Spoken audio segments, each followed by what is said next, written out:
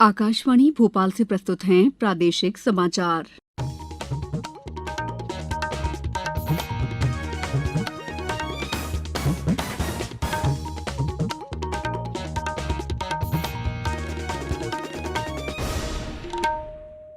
नमस्कार, समाचारों के साथ मैं दीपा सिंह।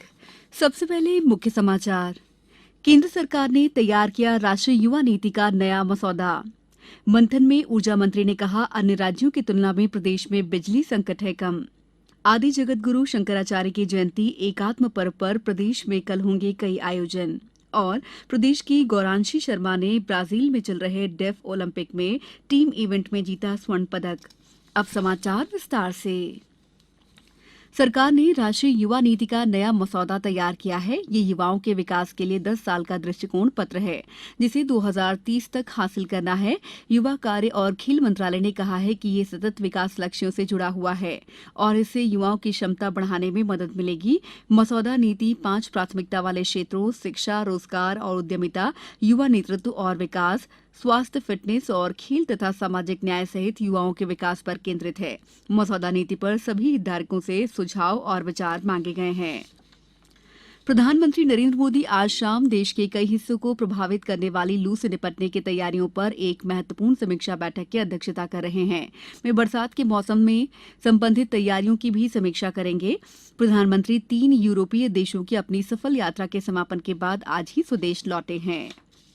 प्रदेश की सभी विद्युत कंपनियों के अभियंताओं और कार्मिकों के आत्मनिरीक्षण पर केंद्रित 3 दिवसीय मंथन 2022 आज से जबलपुर के तरंग प्रेक्षागृह में प्रारंभ हुआ। ऊर्जा मंत्री प्रद्युम्न सिंह तोमर ने 3 दिवसीय मंथन 2022 का शुभारंभ करते हुए कहा कि वर्तमान में पूरे देश में कोयले की कमी से बिजली संकट है, लेकिन मध्य प्रदेश की स्थिति अपेक्षाकृत अन्य देशों की तुलना में बेहतर है। उन्होंने कहा कि कोरोना के बावजूद विद्युत वितरण कंपनियों के द्वारा गत वित्तीय वर्ष में 23,700 करोड़ रुपए का रिकॉर्ड राजस्व संग्रहण किया गया।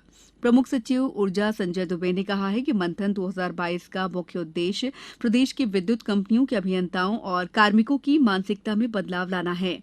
श्री तोमर ने जबलपुर में power generating company, power transmission company और तीनों विद्युत वितरण कंपनियों के उत्कृष्ट कार्य करने वाले 42 अभियंताओं और तकनीकी कर्मियों को पुरस्कृत किया। पद्म पुरस्कार 2023 के लिए नामांकन इस साल 15 सितंबर तक किया जा सकता है। पद्म पुरस्कार, पद्म विभूषण, पद्म भूषण और पद्मश्री देश के सर्वोच्च नागरिक पुरस्कारों में शामिल हैं। गृह मंत्रालय ने बताया कि पद्म पुरस्कार 2023 के लिए ऑनलाइन नामांकन और सिफारिशें भेजने की प्रक्रिया 1 मई से शुरू हो चुकी है। पुरस्कारों की घोषणा अगले साल गणतंत्र दिवस के अवसर पर की जाएगी। Madhya Pradesh urban development company द्वारा जर्मन बैंक KfW की सहायता से मंडला, नरसिंहपुर, सेंधवा, बड़वानी और नर्मदापुरम में सीवरेज परियोजना का कार्य किया जा रहा है। KfW बैंक का प्रतिनिधिमंडल इन दिनों प्रदेश के दौरे पर है। बैंक के 3 सदस्यीय प्रतिनिधिमंडल ने बड़वानी सीवरेज परियोजना के IPS 1 और सीवरेज नेटवर्क सहित सीवरेज ट्रीटमेंट प्लांट का निरीक्षण किया। दल ने सेंधवा सीवरेज परियोजना के कार्यों का भी निरीक्षण किया।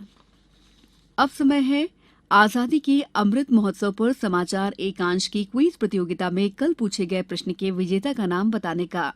कल हमने पूछा था, भीमबेटका कहाँ स्थित है? सही उत्तर है रायसेन। सही उत्तर देने वाले श्रोताओं में से भाग्यशाली विजेता हैं जबलपुर जिले के पृथ्वीराज सिंह। पृथ्वीराज ने अपनी प्रतिक्रिया में प्रादेशिक समाचार एकांश की क्विज प्रतियोगिता को एक सराहनीय पहल बताया। It is a great initiative by AIR Bhopal in which they ask a question और quiz according to social, religious और कल्चरल वैल्यूज ऑफ MP। कल मैंने भेजा and I was selected. I was the lucky one who got selected. So कोई भी भेज सकता है and this is the great opportunity for मी।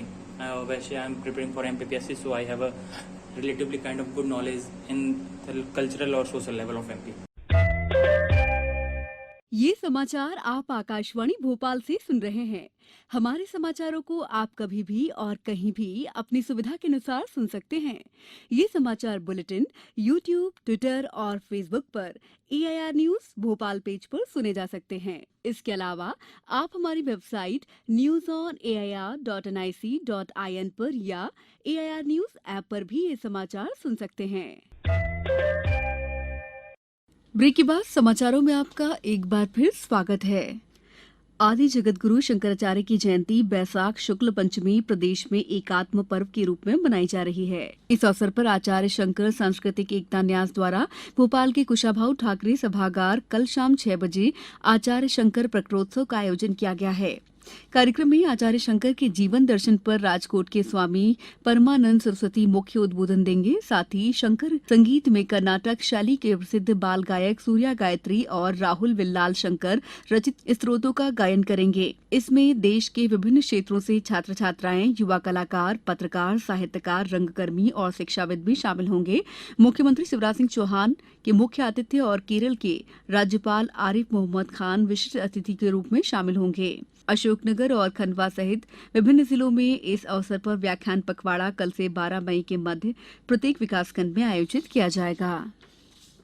मध्य प्रदेश राज्य बैडमिंटन अकादमी की दिव्यांग खिलाड़ी गौरांशी शर्मा ने ब्राजील में चल रहे डेफ ओलंपिक में टीम इवेंट में स्वर्ण पदक हासिल किया है। खेल और युवा कल्याण मंत्री यशोधरा राजे सिंधिया ने बधाई देते हुए कहा कि गौरांशी की इस प्रतिभा को निरंतर जारी रखने और बेहतर प्रशिक्षण के लिए खेल विभाग द्वारा 1 लाख रुपए की राशि स्वीकृत की गई है।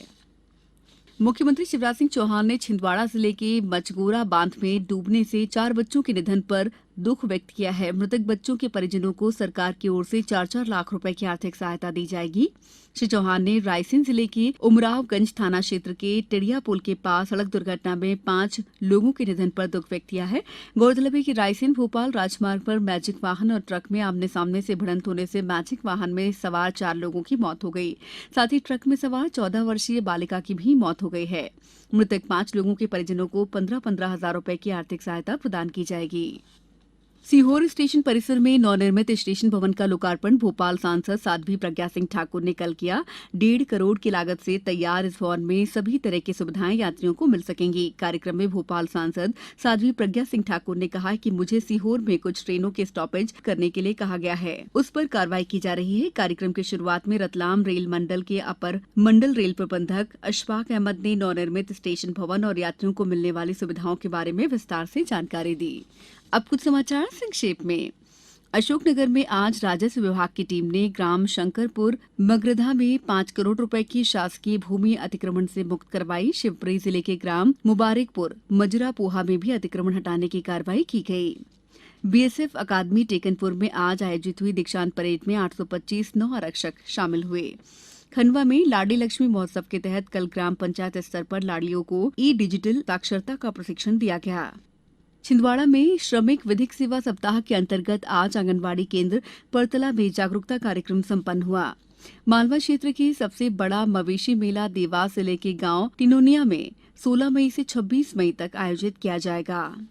सीहोर जिले में सघन मिशन इंद्रधनुष कार्यक्रम 4.0 के अंतर्गत 2 साल तक के बच्चों और गर्भवती महिलाओं को छोटे वे टीके लगाए जा रहे हैं। कई राज्यों में लूट और डकैती के आरोपी को शहडोल पुलिस ने उसके 3 साथियों के साथ गिरफ्तार किया है। गिरफ्तार किए गए गिरोह के सदस्यों पर सिलीगुड़ी, बोकारो, वीरभूमि सहित 15 स्थानों पर गंभीर आपराधिक मामले दर्ज हैं।